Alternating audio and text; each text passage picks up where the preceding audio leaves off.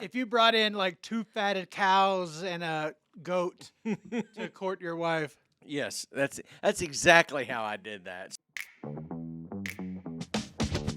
The Catwalk Podcast showcases the greatest of the people of the Permian Basin through partnering in conversation with high-level leaders, social entrepreneurs, nonprofit leadership, and industry executives.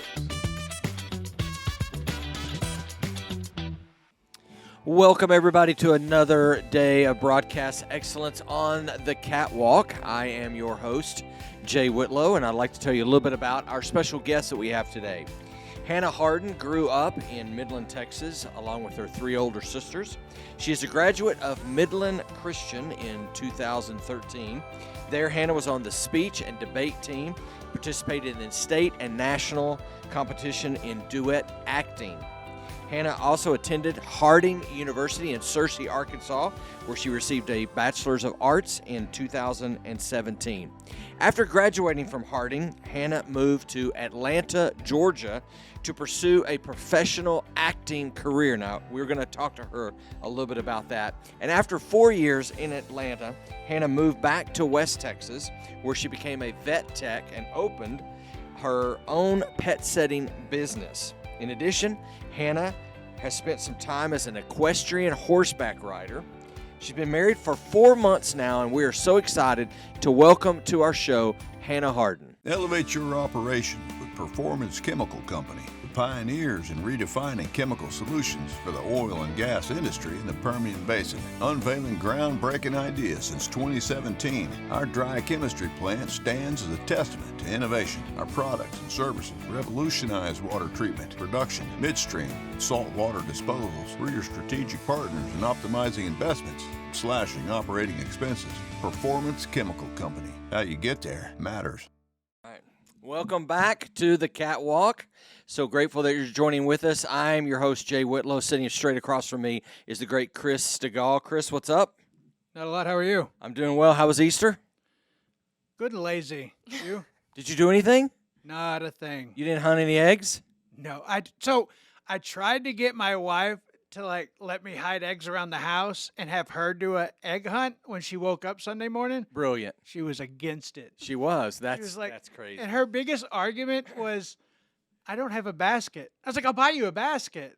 You don't need a basket to hunt Easter eggs in your own home. That's what I said. But she was like, I don't have a basket. I was like, I'll go buy a basket. She's kind of a party pooper like that. Yeah. Because when she was in college, I always wanted to do one of those first day of school with the chalkboard photos. Oh, that's awesome. You know, like the parents do with the little kids. Yeah. She was not having that either. Well, we are so excited to have with us a great guest today. Would you please welcome to the Catwalk? This is Hannah Hardin. Hi. Hey, welcome. Thank you. Thank you for having me. We are grateful that you're here. You've been married for 4 months. 4 months. Wow. Yes, just a couple days ago. That's crazy. How did you guys meet? We actually met on a dating app. It's called Hinge. Really? Yes. Hinge. Yes. We swipe right, swipe left. And yes. there, and Are there you he familiar? was, right? And Wow. there he was. Okay. Modern dating. Well, who made the first connection? He did. Yeah? Yes. What's his name? His name is Nate. Nate, okay. Hardin. Yes. Awesome. He made the first move, sent me a message on this dating app. You have to both have already liked each other's profile. Right. So, I mean, we both kind of made the first move, but he definitely reached out first. A dating app is called Hinge. Yes. Chris, you guys met on a dating app, didn't you? Yeah, we were Tinder couple. Okay, I guess I'm old school because I did it the old school way by meeting my wife and breaking 2 of her ribs, and that's how we met. So you guys all met on digital space. If you brought in like 2 fatted cows and a goat to court your wife. Yes, that's exactly how I did that. So, hey, you have a background in theater, right? I do, and acting, yes. and I want to get into that in a Yes. minute. Chris has a background in theater and acting. So I came across something that I want to bring to the masses for us to discuss. Recently, an item from a movie went up for auction.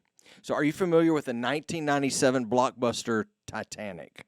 Yes, I you're am. talking about the door. Yes, The Door. You know what I'm talking about. So Okay, I haven't heard this. yeah, so for those of you who are watching or listening who don't know what we're talking about, when it's called the door scene, and it's when Jack and Or Rose floating are floating. on the door. Yeah, Right, it's on the that, door. It's that scene where Rose is too greedy to let Jack on this Exactly. giant door. Exactly. Yeah, and we can debate that all day long, right? So this is that scene. Are you Team Jack or Team Rose? Probably Rose. Really? That's my middle name. Is it? Hannah Hannah Rose. Hannah Rose. It's beautiful. Always been a fan of the character Rose. That's yeah. awesome. So Well, the door was a prop in the movie. Obviously, it wasn't from the real Titanic, but it went up for auction and it was sold for $718,000. wow. A movie prop from Titanic that couldn't hold Leonardo DiCaprio on it, so it had to make this drama thing. So my question is there a movie prop? Say there's no money involved, right? I mean, any amount. Is there a movie prop that you, Chris, Hannah, would want? That you would say, like, oh, I want that in my house. Like, who would want the door? What do you do with that? Do you hang it on the wall? Do you have your friends come over from Hinge or Tinder and go, hey, look at this thing that I bought from this movie? What do you do with a movie prop? But is there one you'd want to buy? First off, let's address the fact that we just don't make social friends on Hinge or Tinder. Right. That's This I is thought not- that's how this thing works. no. It's not like social media where we're Where like you're just keeping your profile after you're hanging out with people on there.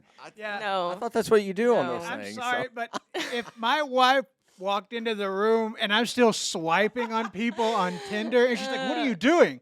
That's I'm a making big friends. no, Is that a yes. divorce then? Yeah. Yeah. Yes. The app better be gone from your phone. Yeah. Is it deleted off your? It off- is, okay. yes. Awesome. Okay, so is there a movie prop? Like for me, I'd want some dirt from Field of Dreams. That's one of my favorite movies, Field of Dreams, Kevin Costner. I would want some of that dirt from that baseball field that they made. That's just me. I know it's weird, but that's what I want. Well, I could just get someone to send you some dirt from Iowa. Okay. Like, Okay. You know what I'm saying yeah. here. I think for me, it would have to be the Ecto One from Ghostbusters. Don't you already have that? Oh, I've got like 6 models of them. But the actual Not the real one. yeah, Right? the actual one. That Dan Aykroyd carried around. Drove. It's a Drove. car. Oh, it's a car. Okay. Well, Yes. thank you for informing me of that. That's the name of the car. Okay. Is there one you would want? Yeah, probably a Darth Vader helmet, like that was actually worn Wow. by Earl on set. I honestly didn't even watch any of the Star Wars movies until college, Really? or Harry Potter, which I'm now a Harry Potter fan as well. But Okay, I well, was I a was late fixing to say I was we- a late bloomer. But once I got into it, I was hooked. I mean I have To a Harry Star Potter? Wars Yeah. I have a Star Wars tattoo. On your arm? Yeah, it's Darth Vader. What? Oh my gosh. Yeah, yeah. Can you hold that up? Oh my goodness. That is amazing. It's a cover up actually, so That that's is a whole awesome. story. But Okay. yeah, big Star Wars fan. So anyway, that would be probably Wow. or so like the one Darth of Vader the helmet. yeah. Yeah. Is there another one, Chris? Oh man, there's several. I don't know. It had to be some other stuff from Ghostbusters. Like Does your world revolve around Ghostbusters? that and Ninja Turtles. Do you like the new ones? Oh my The new Ghostbusters? I re- really the enjoyed the new reboots? one that just came out, and I liked the one from 2 years ago. Okay, I haven't seen the new ones. With the girls. Yeah, no, the girls is 2016. Was it? Yeah, With Kate McKinnon? yeah, that's 2016. We don't talk about that one. That one's dead to you. Yeah, it's an hour and a half long SNL sketch. It's true. That's all it is. You're a big Star Wars fan, aren't you? I'm a Star Wars fan. I wouldn't say I'm huge. I enjoy the movies, Right. but I don't. The way Star Wars people are, I'm that way with Ghostbusters. Yeah. But I can't get the uber hype about Star Wars. Like when a new one comes out, I'll Yeah. watch it. I'll watch the shows, but just not super crazy about it. Well, you talk about Harry Potter. I think I want to change my answer from the dirt, from Field of Dreams to Harry Potter's wand. Harry's have a fake specifically one. Harry's. Yeah, specifically Harry's. He's the only one. I recently met Daniel Radcliffe. What? I did. When? Yes. My husband and I went to New York City Love at that the place. beginning of our honeymoon. It was Yeah. my birthday weekend, actually. And we saw Merrily We Roll Along on Broadway, Mhm. and Daniel Radcliffe stars in it. And so we rushed out of the theater and waited by the stage door, and he came out that night and signed my playbill, and we got a picture with him. Is he really like 4 foot tall? He really is short, He yes. is short, okay. He really is. So, do you guys go to New York a lot and see musicals and plays? I did in college. Yeah. Yes, I went. So as a theater major in college, there was a course you could take to go on a New York trip, and you would. It was class credit, and you had to see a certain amount of shows while you were there, as well as write essays, yada yada. But I did that freshman year and senior year. I went on it twice. Okay. And then going with my husband on our honeymoon was the first time I had been back as a non-student, as an adult. Right. So Because you wanted to go. right. Well, I went specifically I wanted to see that show for my birthday weekend. Really? We actually had New York planned for my birthday weekend before we were married. And then just decided to go from New York City to Europe and have our honeymoon attached to that trip. So you guys went New York and then jumped the pond We did. over to Europe. To Switzerland. Wow. Mhm. Are you guys travelers? I mean, Just that one we've trip? been married 4 months, so Every we- 4 months. That's awesome. we haven't had a lot of. That was our honeymoon, so it was a really big trip. She's like, you're like, are you travelers? And she's like, well, we are now. We are now. We are. Well, hopefully, we can. Before that, we had gone to Dallas, Austin, a couple weekend trips, but that was our first big trip together. So you have a background in theater, I do. and I want to ask you then, what is your favorite musical or show? That's a really good question. That is very difficult for me to answer because, to be honest with you, I have seen over 50 shows. I studied abroad in college in London, and I saw 33 West End shows while I was in London for 3 months. So, Did you see Wicked? I have seen Wicked. Yes, I've seen Wicked a lot. And West End? You saw it at the West I End? saw it, and I've seen it in New York. I've seen it in London. Wicked that would be my used to answer would be Wicked. Yes, I do love Wicked, but a lot of my favorite theater is straight plays, not musicals. Yeah. I saw a play in London called The Father, and that was probably one of my favorite shows I've seen. If you're not familiar with it, it's about a father who has Alzheimer's, and the actors playing his family. His daughter they'll come in the room. A different actor will come in the room, portraying the daughter, so that way you can understand his confusion. Okay. If that makes sense. Yeah. It was just really artistic and really neat. Very minimal set. Where did this love for theater come from? Well, my family likes to say that I was performing as a small child, that I would stand on the coffee table and sing and dance. I was never shy as a kid. I never met a stranger. But when I actually never acted in community theater or anything as a kid. I never performed until high school. And I was actually on the speech and debate team Right. for 5 years. But I didn't do any of the debate events. I did all of the acting events. So that's duet acting, a couple solo events, poetry reading, that sort of thing. And that's where it started for me, was on the speech and debate team. Wow. Mm-hmm. So you are from Midland. I am. You're the youngest of Four right? girls. Yeah. Where do your sisters live? One lives in Wimberley, I think. Okay, That's yeah. outside of Austin. Yeah.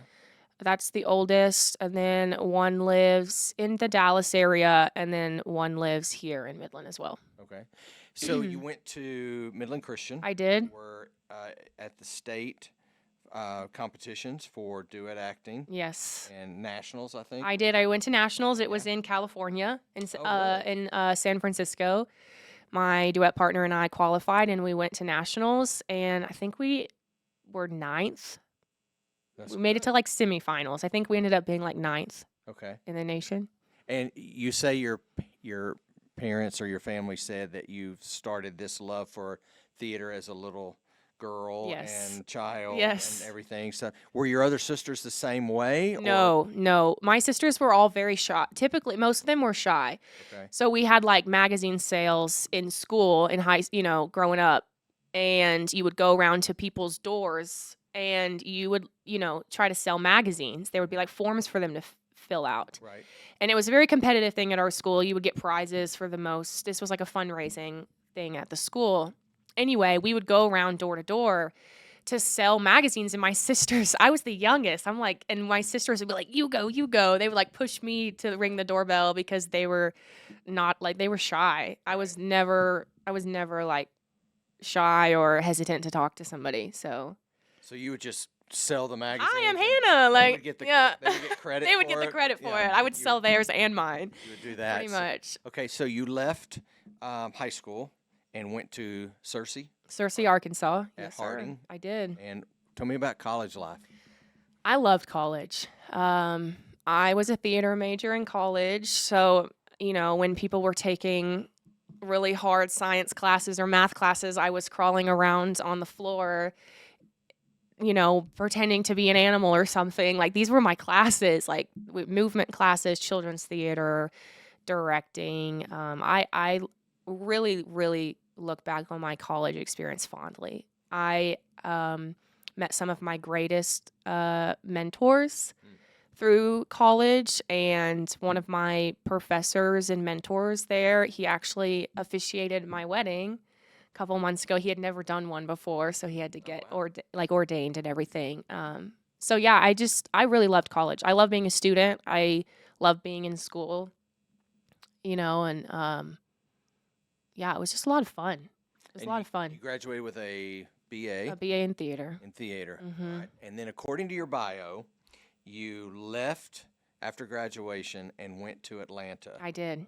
to pursue professional acting. Yes, that's Okay. correct. Now- And it's funny, a lot of people don't know that about me Really? because I haven't been on stage.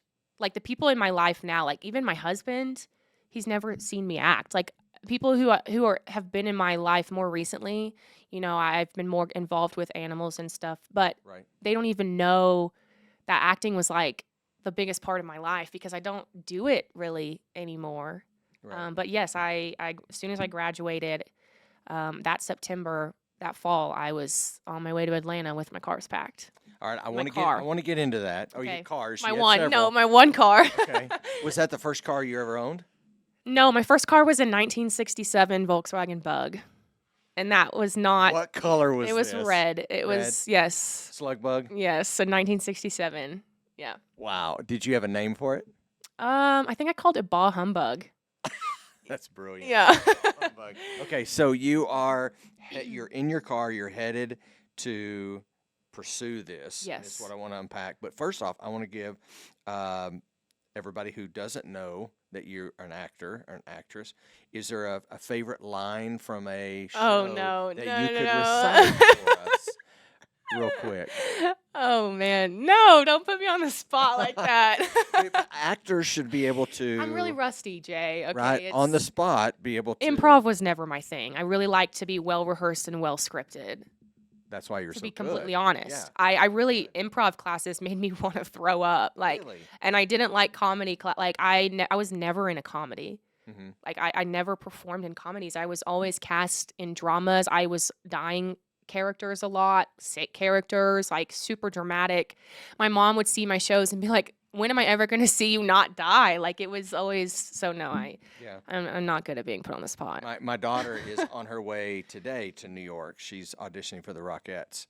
Is And- she? Yeah. And so Okay. they are big into Yes, shows. I've and seen that stuff, so show. they were giving me the list of all the stuff that they're seeing in New York That's awesome. this week while she's doing her auditions and stuff.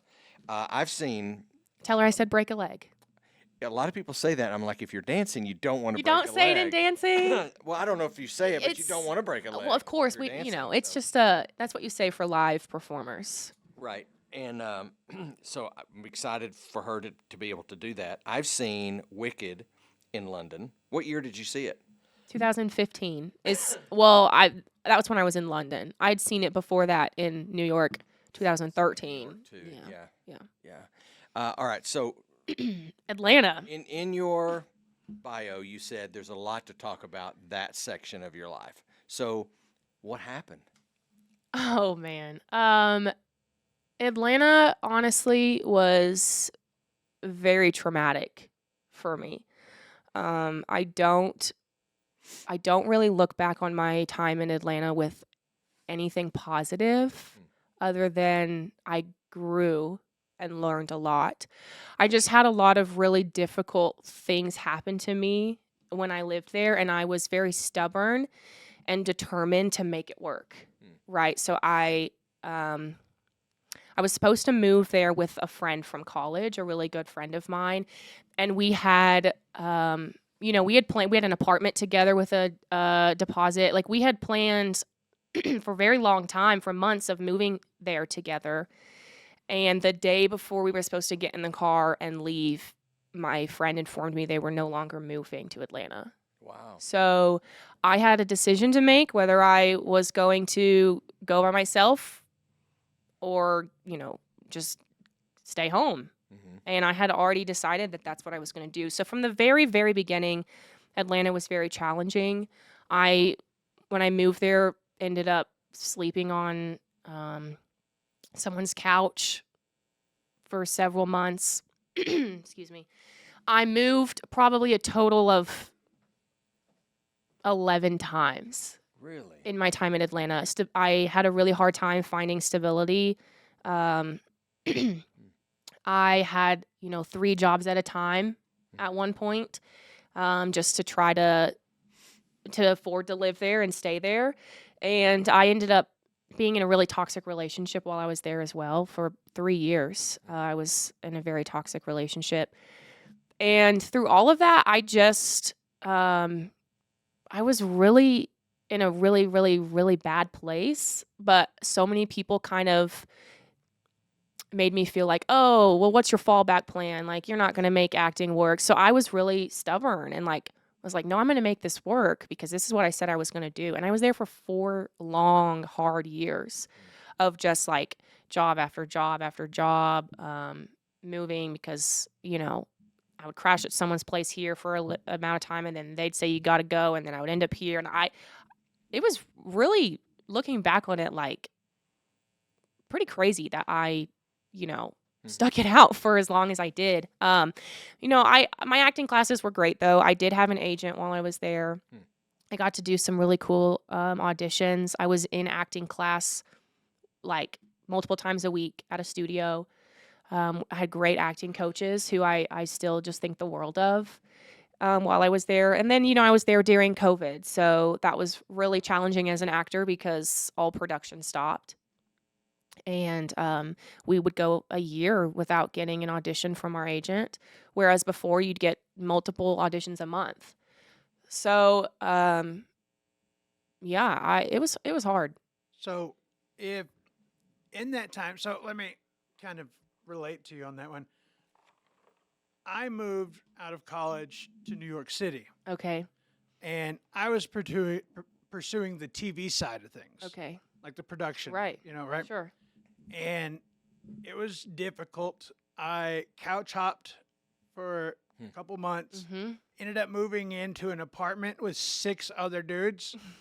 Like, In a sharing- space probably as big as this. Yeah, Yes. like it was, Because it's New York. yeah, it's like 2 or 3 beds to a room. Right. Right. And we were still paying like $1,500 a piece for a space big enough for us to survive in. Yeah. So in all of that, I have a lot that I learned. What is something that you learned that you've carried with you since then? Sure. That's a really good question. I think that the biggest thing that I learned from my time in Atlanta is, there's probably so much. I think just to prioritize my own like mental health and my own happiness over other people's opinions, right? Because I was so afraid of people labeling me as a failure if I moved back home. Oh, Hannah went to Atlanta, and now she's back, like we all said. I think I've learned just to kind of do what's best for me in life, and without the approval of others. I just was really seeking that. And as an actor, you're seeking approval of others every day in a career. Right. Like you constantly, like me. Oh, did they like me? Constantly. And so it was just a cycle of always caring and worrying about what other people thought, even though I was like miserable. I was just not in a good place. And I think I've really learned to value, my own health, my own quality of life over what somebody might think. Have you shut the door on acting? No, I wouldn't say that I have. I'm a storyteller, and I love theater. I still love it. And when I go to a show now, I kind of sit in the audience like with this like yearning in my heart to be on stage. I also don't think that in Atlanta I was pursuing TV and film, and I don't think that's ever really even where my heart was. I love live theater, and that's kind of what I always wanted to do, but Atlanta seemed more feasible than like New York City. And I had a friend that was moving there that I was going to move with. So it just kind of ended up being, I just kind of got like shuffled into this film TV avenue in Atlanta, which is not really even, I never had been on camera in high school or anything. Like all of my theater, or in college, all of my theater was like live theater. Right. And so I would love the opportunity to be on stage again, if that's something that, it would be in a capacity of community theater. I guess to answer your question, would I ever pursue it professionally again? No. Just because my life is so different now. I'm married, and to pursue it professionally, you really have to live in LA, New York, or Atlanta. Period. Right. I might be able to do some little commercials here and there in Dallas or Austin. There's agents in Texas, but my point is to really tackle it professionally, you have to be living in one of those major cities. Wow. And that's not really a priority of mine anymore.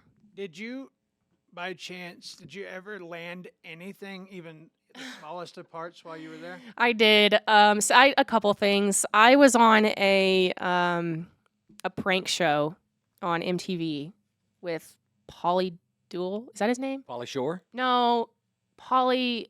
No, it's the Jersey Shore guy. He's from Jersey Shore. I didn't know who he was when I got cast in this, and everyone was like, "Oh, Pauly D," and I was like, "Pauly D," and I was like, "Who's that?" Because I never watched Jersey Shore or was familiar with it, but he was like a host on this prank show on MTV, and I was cast in that.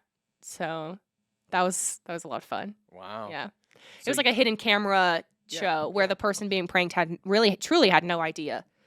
Yeah, there's a lot of shows like that. There's one that I watched called like What Would You Do? Yes. Okay, all right. So you packed your car back up at the end of the 4 years. I did. And you headed back to West Texas. I did. What was going through your mind when you were making that drive back? Oh man, a lot. I feel like I was really forced into moving back. I really didn't want to. Like I said, I was determined to make it work, but that toxic relationship that I was in kind of really blew up. Right. I found out he had been cheating on me. It was a whole mess. And I think something drastic like that really had to happen for God to get my attention, because I felt like he was calling me back many times and I was ignoring it. So, that's a really interesting question, because I just was in such a horrible place. Yeah. After everything that had happened, and I don't think I really knew what was going through my mind yet. It's taken years of unpacking everything that I kind of went through in Atlanta, and so I probably was just, I don't know, I was probably crying the whole drive back. I don't even know. It was just me. I packed my car, everything that I owned fit in that car, no furniture, my 2 cats, and that it was it was a little sedan, and it was just, I just drove from Atlanta back to Midland. Well, you mentioned that you were worried about that people would say, "Oh, look, you didn't make it," right? And stuff. How were you received when you got back? Was the family okay with things? Your friends okay, or did you feel like you had let people down or let yourself down? No, I think my family, they were fine. I think my mom in particular really had wanted me to come back. Yeah. They all knew that I was in a bad relationship pretty much the whole time I was in Atlanta, and they could see it from the outside. So as far as like family and friends go, that wasn't really. I think the biggest person I probably let down was myself, just because I felt like I came back from Atlanta with nothing to show for it. Do you know what I mean? Like in the moment, I was like, wow, I spent 4 years of my life there and I have nothing. Like like I said, I had no money. I was everything that I owned fit in my car, which was the same way that I left. Right. So it was kind of like, to me, I was like, what did I accomplish in those 4 years? And that was really hard for me to wrestle with coming back. Until, I started to heal and realize that really the thing I came back from the most was just what I learned from it. Right. As far as like, I didn't have a long acting resume. Oh, look, I did all these things while I was there. I was wrestling for a long time with just kind of feeling like I wasted 4 years of my life, honestly, and that was difficult to unpack. And I'm a firm believer that we grow in those seasons, even if they're dark, even if they're great seasons and we don't think anything's happening, Right. we are growing. And Sure. I'm sure that you are a better person because of your time there. But you landed here and kind of settled back in. And then did you do a shift? I actually totally different? Or? No, I actually didn't settle back in. I was here for a very brief time and then moved to Lubbock because I didn't want to be home. Like, that was kind of why I left in the first place. I was determined to, I'm out of school. I got to be out of my mom's house. Yeah. And so I had moved back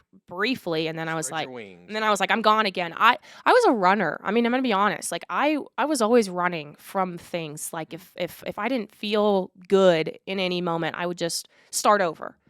And that was like a flaw of mine for sure. Like, for so many years, from college till now, I just was constantly on the go. Constantly moving, constantly running, constantly starting over, and I never put roots down anywhere. So I moved to Lubbock and crashed with some friends there that lived there that had a spare bedroom, and I became a vet tech while I was there. So I actually grew up riding horses competitively for about 10 years. I had a horse growing up and competed in equestrian sports, and I always loved animals. When I was little, actually, I told everybody I was going to be a vet. Like, that's what I said until high school when I started acting, Right. So I really always was going to be a vet. I was going to be a vet. And so I decided, after I came back, well, let's try this thing I always thought I was going to love. So I became a vet tech for about a year and quickly learned that that's not really what I wanted to do. But while I was a vet tech, all, my friends, coworkers, they would say things like, hey, can you pop in and feed my dog while I'm out of town for the weekend? And several people, started asking that. And then I kind of was like, I could maybe get paid for this. And out of that, and out of kind of just a bunch of life transitions, I decided to start a pet sitting business. And that business is called Pause and Reflect. Which I love that. That's Yes. a brilliant name. So tell me about that business. So Pause and Reflect was something when I started it that I thought I might do on the side on, free weekends while I was a vet tech, to make some extra money. And it while I was in Lubbock, it kind of was, Right. Kind of a weekend thing here and there. But then, another long story short, Lubbock didn't work out. I came back to Midland, and my mom has been a small business owner in Midland my entire life for 30 years and knows so many people in this town. So when I moved back to Midland with this pet sitting business, my mom just kind of posted on her Instagram with all of her followers that she already knew in Midland, hey, my daughter's doing this thing. And I mean, from then on, it just blew up. And it became full time, which I didn't expect when I first started it. I was just overwhelmed with the support that I got in moving to Midland. So it's an in-home pet sitting business, meaning I go to my clients' houses and let their dogs out however many times a day. It kind of depends on the client. And sometimes I do overnights where I stay in their home for a week or 2 weeks, however long they're out of town. So it's kind of like a pet sitting, house sitting in one. Right. And I'm telling you, people in Midland travel every single weekend. Yep. They have lake houses, or they just go to Dallas for the weekend. Their kids are in sports. Right. So, I mean, in Lubbock, it was kind of just like it's a college town. So when I started it in Lubbock, it was like a here and there side thing, or I would do it for my friends. But in Midland, it very, very quickly became full-time business. Wow. Yes. And the last time you and I spoke, you said that it was starting to kind of suffocate and kind of get to the point where you were wanting to close that business. And Yes. so you have now closed. I closed it this past week. And after 2 amazing years of doing it, and to be completely honest with you, I thought that Pause and Reflect was end game. Like, I really thought that was going to just be what I did from here on out. Right. And Pause and Reflect really was very consuming. I didn't have employees. And when I was single and living in Lubbock and moving back to Midland, I was okay with spending the night at a client's house for a week or 2 weeks and working every single weekend, 7 days a week, and working all the holidays. But I recently got married and had Nate didn't want you to do that, did he? No, he's always been really supportive, very, very supportive, Right. to the point where he was, leaving the office at his full-time job and taking care of pets for me because I was so busy. Like, I had so many that he would, on his way to the office, would go let a couple out or feed him breakfast and then help me when he got home. And it became very consuming for us. The only way for us to spend time together was to go pet sit together. So he would come home after a 12-hour workday, and we'd get in the car and drive around Midland till 11 p.m. pet sitting. Wow. And yes, I mean, and it really, it was something where I had to kind of stop and say, okay, like, what kind of quality of life do I want now that I'm married? And do I want to work every single and on the holidays, I would have 12 clients out of town at a time. Oh, goodness. Over spring break, this past spring break, a couple weeks ago, I had 12 clients out of town. So you're going from house to house from 5 a.m. till 11 p.m. Just constant. For weeks, yes. And every holiday was like that. And so I had to ask myself, like, on the holidays, would I like to spend time with my family, with my new husband? Do we want to go travel? Do we want to spend time with his family who doesn't live here in Midland? And I wasn't ever able to do that with this business. I was a little sad when you told me that because I was ready to be one of your clients on an upcoming trip that I need to go on. So if you know of anybody who would like to house sit, a lot of my clients are asking me, okay, so who do I, well, no, they're asking me like, okay, who do you recommend now then? They're a lot of them are sad, but. Have you shut the door on that business? Yes, I think for now, yes. It's really easy to get very consumed because they're live animals, right? So if you're sick, you can't call in sick. If my clients are already out of town, you've got to go there. I've got to go. And I for 2 years I did that. 7 days a week. Just every single day, every holiday. Yeah. Sick, doesn't matter. I had the flu, doesn't matter. You can't leave a dog locked in a house, so it can easily become. And let me say that I loved it. I was very blessed by it. I truly was. I had some amazing clients. They loved me. They were so supportive. They told their friends about me. And I really, really want to make sure that, I let you know that it was really a blessing. I had no intentions of closing it until this past month. I actually started having some health concerns. I'm not going to speak too much on that because I don't have any answers yet, but I was in the ER over spring break.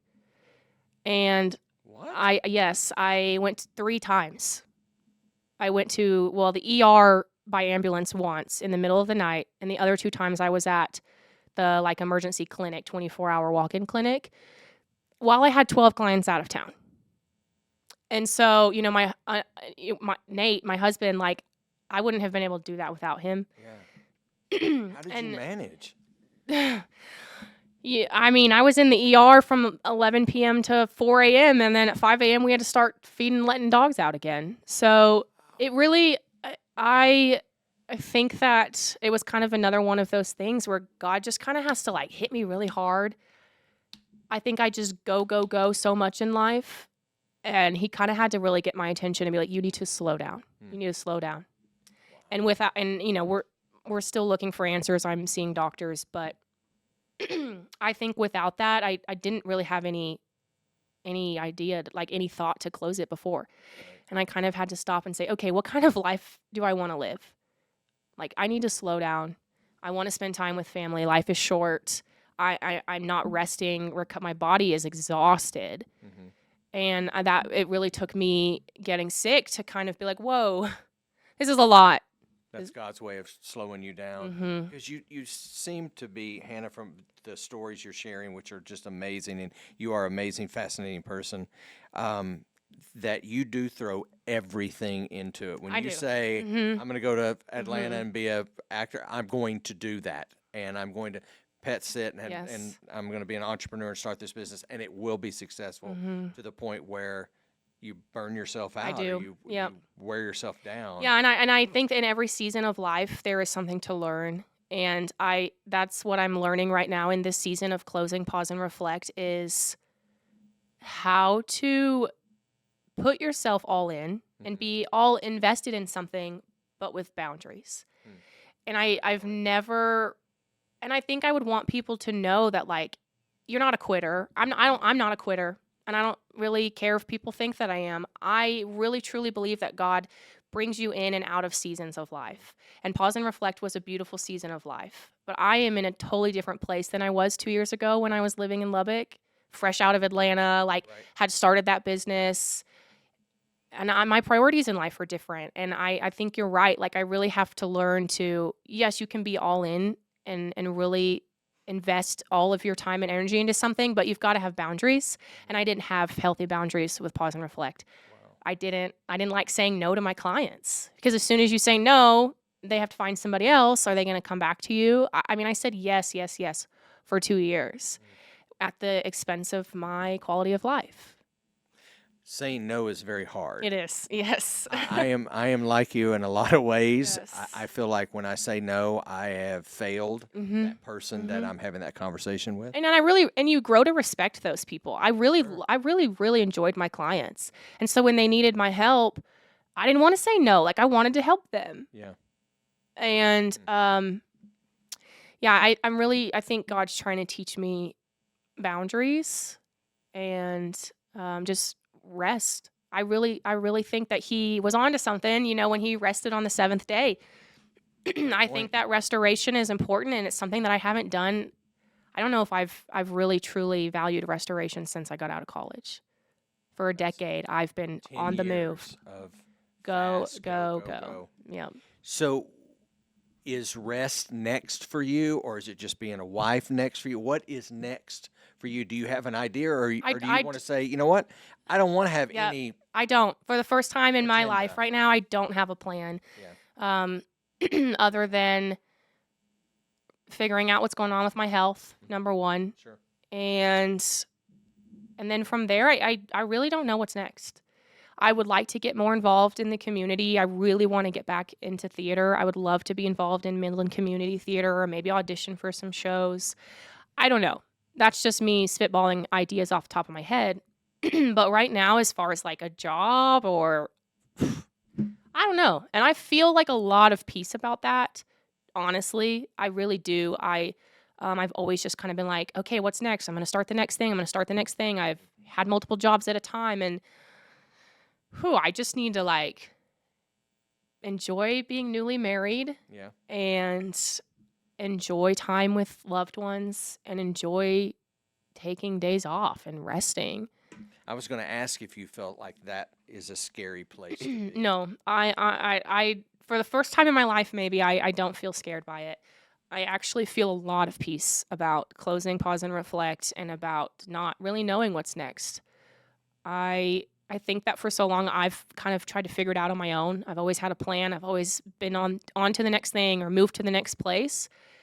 And I really feel like God is asking me to slow down and to wait for him to open the next door, to make it obvious, And that may be part of the growth that you've learned. You Mm-hmm. didn't see what you were learning back in Atlanta and opening Pause and Reflects the last 2 years, but it has brought you to this place, and I admire and applaud you Thank you. for taking that initiative and that step to say, I'm going to shut this down and I'm going to move forward, and I don't know what that's going to look like. There's a lot of people probably watching and listening that are in that same position, or they know of somebody who is. I remember when I was younger, I'm in my late 50s now. Chris would say I'm in my 60s, but it is my late 50s. No, don't lie. I am. Don't lie I to the am. listeners. I am. But, 57 is the new 57. Remember? well, it is. This 2 months ago, I celebrated my 7th anniversary of turning 50. Okay, yeah. But I remember back when I was younger and burning myself to nothing because I had to be what I thought everybody wanted me to be. Exactly. Right? Oh, everybody wants me to be this. I was in ministry I've had 2 tours of duty in church paid staff, and everybody wants me to be this. Everybody wants me to be that. And I never really stopped to think, what does God want me to be? Right. Right? Right. I want to be what everybody wants me to be. And so I've made the decision to not listen to that anymore, to surround myself with people who want more for me and not more from me. Absolutely. Right. I like the way you said that. And I think I can just see that in you and your voice and what you've shared. And so I just want to encourage you with that. Thank you for your time. I want to wrap this up Yes, with a couple of thank you. questions. So we're sitting at this table having this conversation. Who do you allow to pour into you? Who gets to sit at your table and speak to you? Yeah, that's a good question. I don't want to go on another spiel and take up a lot more of your time, but I really struggled with that for a long time because I had a really hard time having good friends in my life. And I recently have had to prioritize that question. Who am I allowing to kind of have a say, or and right now it's just, I think, just me and God. And my husband is so incredibly supportive, has been throughout the whole conversation of closing this business. What do I do? And he's helped me kind of realize that there's more for me than just, like you said, what do all these people want from me? So right now I'm not really letting, I think, a lot of outside voices speak to me. Yeah. I really want to be prayerful through this next season of life and not be distracted by other voices. Wrap it up with this. What do you want to be known for? I want to be known for... I want everybody that I encounter in life to feel like somebody important. I think, looking somebody in the eye, even like at the grocery store, checkout line, whoever your bagger is, like there's somebody. And I really want everyone to feel, welcome, loved. I've had a lot of, I think, experiences in life with rude people, and that's just something that I really don't tolerate well. So I want to be known for somebody who was kind, just to everybody that you encounter, no matter where you're at in life or what you're doing. That's great words. Thank you so much. Thank you. Thank you for having me on here. A lot of fun. Thank you for joining with us. I want to make sure that you like and subscribe and share this episode, and we will see you all next week. Elevate your operation with Performance Chemical Company, the pioneers in redefining chemical solutions for the oil and gas industry in the Permian Basin. Unveiling groundbreaking ideas since 2017, our dry chemistry plant stands as a testament to innovation. Our products and services revolutionize water treatment, production, midstream, and saltwater disposals. We're your strategic partners in optimizing investments, slashing operating expenses. Performance Chemical Company. How you get there matters.